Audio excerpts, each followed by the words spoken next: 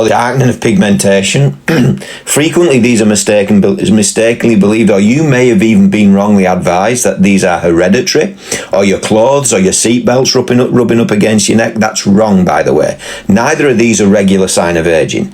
Insulin is an anabolic hormone, and when you're chronically burdening the stuff, you'll start to develop skin tags in the creases or folds of your neck, your armpit, your groin area, or this darkening of pigmentation in those same areas, or even on the face around the eyes. You see that around the eyes?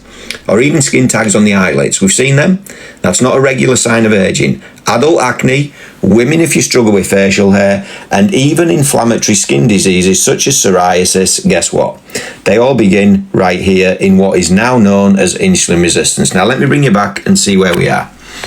Okay, so these are the early onset signs of insulin resistance. Now, why is it important we need to even consider these things? Well, let me share with you. And I'm going to share with you straight from a book here. Let me see if I can do this without the book falling over. Give me a second. Now, this is one of the world's leading metabolic scientists. He's for sure the world's leader on the hormone insulin. This thing, he calls it hidden because so few people are even informed about this. They have no idea what it is. So let's see where we are. We have over 100 people on this live right now. Let me ask the question of those 100 people. How many of you are in that position? You've never heard of this thing, insulin resistance. Or maybe you have, but don't understand what it is. Now, if that's you, do me a favor. Just put me or yes in the comments. Have you worked for GD? I think we've met in Stockholm. Who's GD? I've been to Stockholm, we may have met there, but I don't know who GD are. Okay, so let's have a look at this in terms of what is insulin resistance. Now, let me share with you my story, because if I go back 30 months, I'd never heard of it myself, never. And thank goodness I did. I began to research this thing, and then about 24 months ago, all I did was to implement some changes in my life to address it. That's all I did. Now, let me share with you what happened for me. It's quite remarkable. This is me about 24 months ago. And then this is me about 19 months ago. It's about 4.5, maybe 5 months between these two pictures. That's it. Now let me add, I'd been a yo-yo dieter my entire life here. Here, I'm not dieting. I'm not doing a single red or green day. I'm not counting a single calorie. All I'm doing is changing my lifestyle to address the problem I had here, insulin resistance. Remarkably, I dropped 40 pounds. Here, I was pre-diabetic. That disappeared in 2 months because insulin resistance leads to pre-diabetes and type 2, and we're going to come to that in a minute. Not only that, here I had high cholesterol, and the biggest challenge I had here for nearly 15 years, irritable bowel syndrome. Now, if you've got that, you know what I'm talking about. That too disappeared in 4.5 months for me. So as you can appreciate, as this thing started to happen for me, I had friends, family, work colleagues all coming to me saying, John, what are you doing? How are you achieving this? And when I shared, all I'm doing is learning about this thing called insulin resistance and choosing to address that in my life, inevitably the response would come back to me, John, what's insulin resistance? So I determined to come to TikTok, realizing that this was, it was spot on, right? This is a hidden epidemic. So few people have heard about it. They have no idea what it is. Even people in the medical world, might I add. And we will come to that in a minute. So let me just have a look here in terms of who's in the same position I was in. We have a very quiet live. We've got one person. Who is it? We've got Parama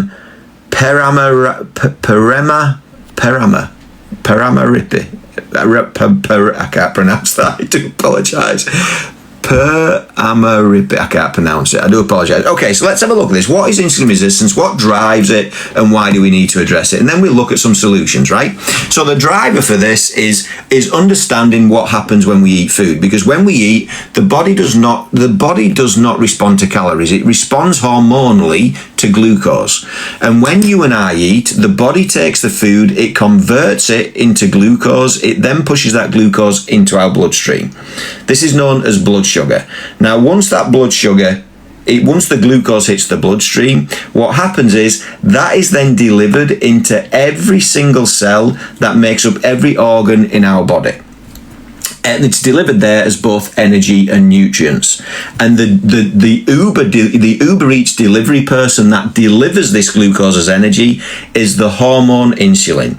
So when the glucose hits the bloodstream, the pancreas responds, or the body responds, with the pancreas secreting this hormone insulin into the bloodstream.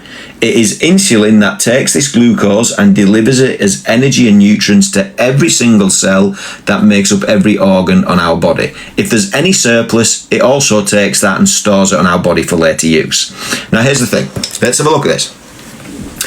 And what happens is many of us live in this food environment where it's ultra processed food, and you wake and you have breakfast. Right, so what happens is you have breakfast, you elevate glucose, that's elevating insulin. In actual fact, have we got any visual learners on here? If you're more like me in your approach to learning, rather than going through this verbally and it's just me, right, let me share visual. If we got a visual learner, like I learn well with this, but when it's put together with visual, my ability to learn is enhanced tenfold. If that's you, just put letter V in the comments. Because what I'll do is I'll share this visually, and I'll just share with you what one day in my life looked like about 30 months ago. And this details how I personally had developed insulin resistance. But it's how everybody develops it. Look, I'm not unique here. My body metabolizes food the same way yours does. So let's have a look at this. What have we got? Visual learners. Who have we got? Let me call some names out. Oh, we got quite a few now here. We got Connie, we got M. Stanton, we got Charlene, we got Mia, we got Connie, we got Kama, we got Vixuk, we got Rich Guy, Navaz. Okay, we've got a few people. Jason as well. Jason from the UK. Good to have you with us. Right, let's have a look at this and let me explain this diagram. Then I'll detail exactly what led to insulin resistance for me. So this right here represents just one day in my life, about 30 months ago. At this point in my life, I'd never heard of insulin resistance. This right here represents my bloodstream. This was my food intake. So what happened for me is every morning I would wake and eat my breakfast. Body takes this, converts it into glucose, and it pushes that glucose into the bloodstream. Now remember, this is represented by the blue line here. And the mechanism is the second glucose hits the bloodstream. As a reminder, the pancreas then secretes this hormone called insulin into the bloodstream. That's represented by the purple line. Now, if this hormone is working in your body as it should be, it's going to take this glucose and deliver it as energy and nutrients to the cells. And if there's any surplus, it's also going to take that and store it in our bodies for later use, predominantly in the form of fat. But typically, this hormone insulin, if it's ours. However, this is a hormone, and this remains in your bloodstream, even at this point, up to 4 to 5 hours.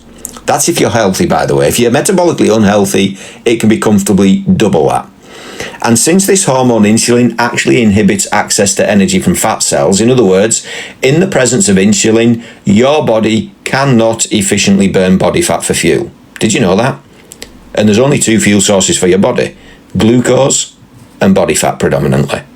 So this pattern here is enhancing another hormone in my body that's called ghrelin. It's more commonly known as the hunger hormone.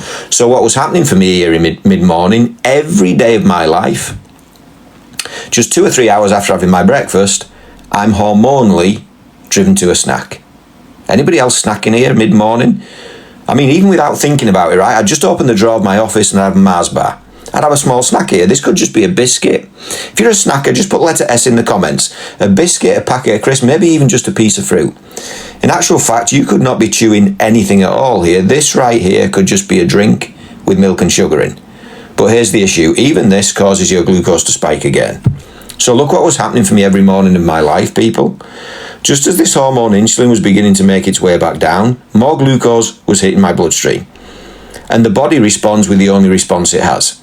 The pancreas begins to secrete more insulin to deal with this additional elevation of glucose. And this pattern, repeated with my lunch, just a light lunch by the way, these are not big snacks, they're not big meals. It repeated again with my afternoon snack, and again with my evening meal. Now, nobody's put on here they're snackers, nobody.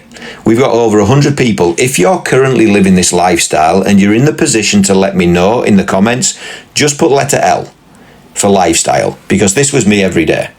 Not only that, I would regularly take this again, and I would have it right here at about 8 or 9 o'clock in the evening in the form of supper before bed, right? Sometimes I'd even have that in bed. Bowl of cereal, sat in bed watching TV. This is crazy. Look at this, people. Look what's happening. Now, I knew I was doing this, but I did not know this was happening. right? So living this lifestyle where you're constantly elevating blood sugars every 2 to 3 hours leads to what? It leads to living in this state of constantly elevated insulin. Now you may wonder, why is this an issue? And let me share with you. Because the longer you live this lifestyle, and metabolic scientists are saying this can take up to 20 years or longer. But the longer you choose to live this lifestyle, this constantly elevated insulin actually becomes chronically elevated. Now, what does that mean? Let me bring you back and explain. What it means, it gets stuck. It actually struggles to come back down at all. Now, consider where I was. 30 months ago, this was me. I'd been living this way for about 25, maybe 30 years. Yo-yo dieting my entire life. This thing had led to pre-diabetes, high cholesterol, irritable bowel syndrome, and 40 pounds excess energy in the form of fat for me. Right? I had no idea what the root driver was. None. Since learning about this, it's changed my life. But every cell here, 30 months ago, every cell in my body that makes up every organ was so constantly, chronically bathing in this hormone called insulin that what happens at this stage is it's the equivalent of being in an insulin disco at a cellular level. Now what happens is every cell in my body became resistant to insulin. Now what does that mean? That means insulin's coming along, it's knocking on the door of these cells, and when you're metabolically healthy, insulin will interact with the receptor of every cell because there is an insulin receptor attached to every cell, and that facilitates, it's like a lock and key mechanism. So insulin, if you're metabolically healthy, it will knock on the door of these cells. As soon as it does, the cell opens up. Now insulin can deliver that glucose as energy and nutrients into the cells. But when you're constantly chronically bathing in this stuff called insulin is knocking on the door, and over an extended period of time, your cells just become overwhelmed. So your cells begin to do this rather than that. And then over years and years and years, they're doing this. What happens now is you feel lethargic. You ever felt like that after a meal, right?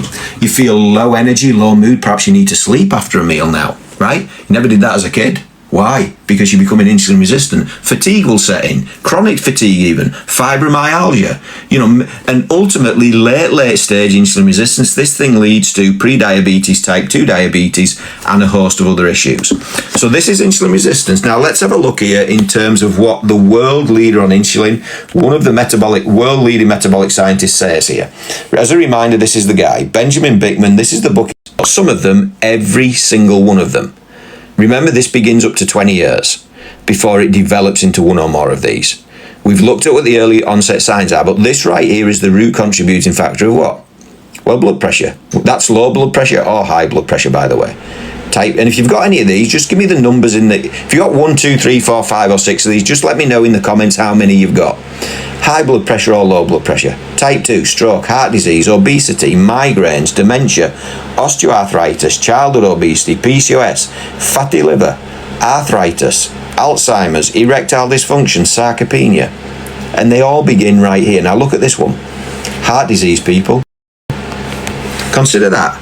This is just one of the chronic symptoms, right? Why are they saying this is the biggest issue the world has ever faced and will likely ever